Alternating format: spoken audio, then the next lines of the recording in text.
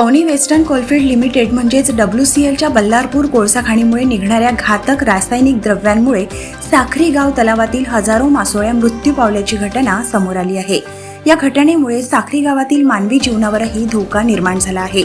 संजीवनी पर्यावरण सामाजिक संस्थांचे संस्थापक अध्यक्ष राजेश बेले यांनी या प्रकरणी त्वरित कारवाई करण्याची मागणी केली आहे। दिनांक 20 मे 2024 रोजी WCLच्या बल्लारपूर कोळसा खाणीतून निघणारे घातक रासायनिक द्रव्य साखरी गाव तलावात मिसळले। यामुळे तलावातील हजारो मच्छी मृत्यू पावल्या। दूषित पाण्यामुळे हवेमध्ये घातक गॅस पसरल्याने साखरी गावातील लोकांना आरोग्य धोका निर्माण झाला आहे।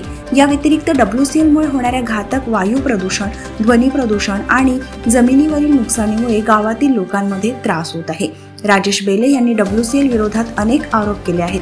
कोळसा हाताळणी करताना WCLद्वारे घातक वायू प्रदूषण केले जात आहे।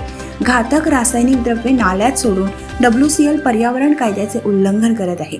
कोळसा खाणीतील धुळीमुळे वायू प्रदूषण होत आहे। जड वाहतुकीमुळेही वायू प्रदूषण होत आहे।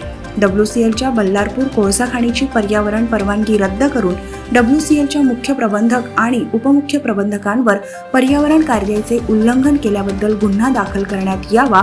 WCLमुळे झालेल्या नुकसानीसाठी पीडित गावांना योग्य नुकसान भरपाई देणे आदी मागण्या राजेश बेले यांनी केल्या आहेत।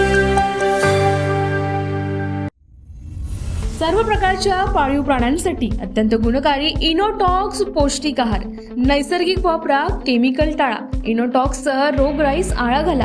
पशुखाद्य टेक्नॉलॉजिकल ऑडिटिव्ह उत्पादनासाठी महाराष्ट्रातील सर्व जिल्हे व तालुक्यात डीलर्स नेमणे आहे। अधिक माहितीसाठी संपर्क करा 8446625542 738777557।